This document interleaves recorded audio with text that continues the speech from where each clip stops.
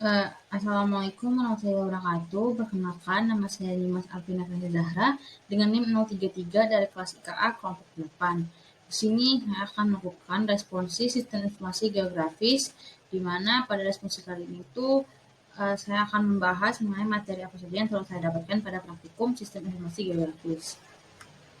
Oke, pada praktikum sistem informasi geografis ini diberikan 4 modul, 4 materi, yaitu materi pertama atau modul pertama itu mengenai pengenalan penginderaan jauh dan composite band, modul kedua registrasi, digitasi, dan klip, modul ketiga itu interpolasi kriging pada pemetaan klorofil A dan SPL, dan modul terakhir itu batimetri dan kartografi digital. Oke, modul pertama dulu kita yaitu mengenai pengenalan penginderaan jauh dan composite band. Penginderaan jauh sendiri itu merupakan sebuah teknik untuk mengumpulkan informasi mengenai lingkungan dan objek dari jarak jauh tanpa harus melihatnya secara langsung atau secara fisik. Jadi pada penginderaan jauh ini sendiri itu kita akan menggunakan dapat mengambil data itu tanpa harus ke lapangan. Bisa juga dapat dibantu dengan beberapa software. Nah, software yang digunakan itu untuk mendapatkan data yaitu dari software Google Earth Pro dan data citra satelit. Nah, dari data-data ini akan selanjutnya itu diolah untuk dianalisis lebih lanjut dengan menggunakan ArcGIS. Oke, kemudian pada modul pertama ini kita belajar mengenai composite band, di mana composite band ini merupakan suatu proses menggabungkan band citra satelit untuk membentuk suatu tampilan sesuai dengan keinginan. Nah, composite band ini juga merupakan spektrum band monokrom yang mewakili 3 warna dasar, yaitu red, merah, green, hijau, dan blue, biru. Nah, ini merupakan foto gambar dari citra satelit Sentinel dan citra Google Earth Pro yang digunakan pada praktikum modul pertama ini. Oke, selanjutnya itu ada modul kedua mengenai registrasi, digitasi, dan klip.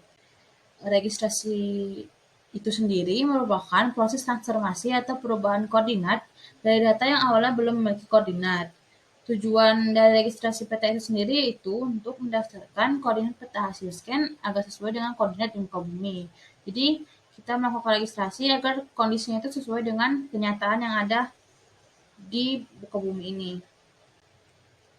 Kemudian itu digitasi peta. Digitasi itu juga merupakan bagian dari proses untuk pemetaan digital.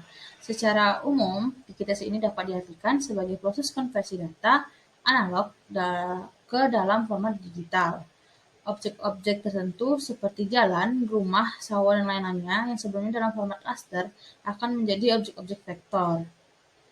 Pada praktikum kali ini, kita melakukan digitasi terhadap peta sesuai dengan ketentuan dari asisten. Kalau untuk saya sendiri itu peta Fakultas Kesehatan Masyarakat Undip, di mana digitasi yang dilakukan itu ada digitasi poin, digitasi poligon, dan digitasi line atau garis. Oke, pada pemetaan digital juga ada yang dinamakan klip. Klip ini sendiri merupakan tools yang digunakan dalam melakukan pemotongan area yang akan diambil dan dibatasi oleh data vektor yang berformat shapefile. Nah, pada praktikum SIG ini kemarin, itu klip yang kita lakukan itu merupakan klip yang untuk mengklip peta Desa Tembalang dari peta Kota Semarang. Jadi yang dipotong itu adalah bagian Tembalang saja. Jadi berikut adalah gambar hasilnya. Kita lanjut ke modul 3, yaitu mengenai interpolasi kriging pada pemetaan klorofil A dan suhu permukaan laut.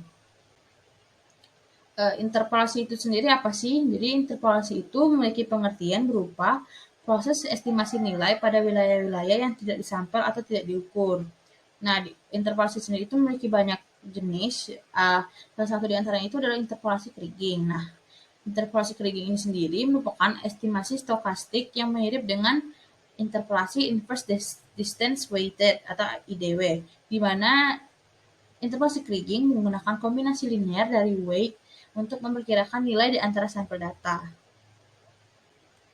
Nah, berikut adalah hasil dari interpolasi kriging yang dilakukan, di mana dilakukan untuk pemetaan klorofil A dan SPL dilakukan dalam pemetaan ini sendiri dibantu dengan aplikasi CIDES dan ArcGIS. Dalam pemetaan ini kita bisa melihat dari hasil pemetaan kita dapat melihat berapa sih jumlah atau kandungan klorofil dalam suatu perairan, klorofil A pada suatu perairan, dan juga suhu permukaan laut di suatu perairan.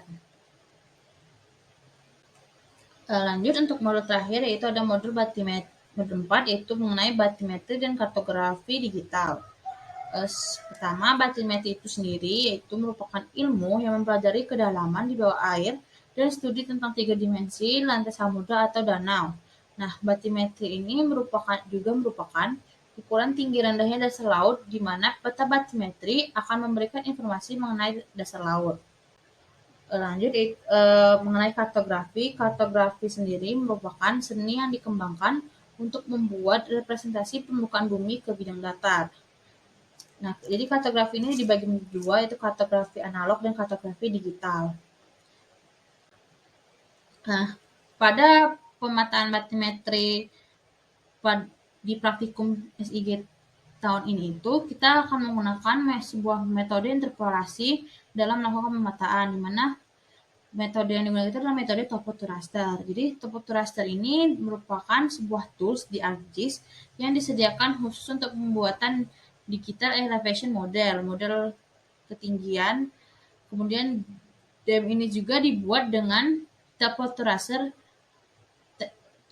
akan secara otomatis dikoreksi sehingga DEM akan memenuhi kriteria hidrologi. Jadi metode interpolasi topo to raster ini akan berguna untuk melakukan pemetaan batimetri. Nah, berikut adalah hasil dari praktikum, yaitu membuat peta batimetri dan kartografi digital. Dari hasil pemetaan ini, kita juga dapat mengetahui topografi dari suatu perairan dan juga kita dapat mengetahui batimetrinya atau kedalaman dari suatu perairan yang ditunjukkan oleh warna-warna yang dipakai sebagai yang mempresentasikan kedalaman gitu. Oke, mungkin sekian dari responsi dan hasil yang saya rangkum mengenai praktikum SIG. Mohon maaf bila ada kekurangan atau kesalahan. Terima kasih. Wassalamualaikum warahmatullahi wabarakatuh.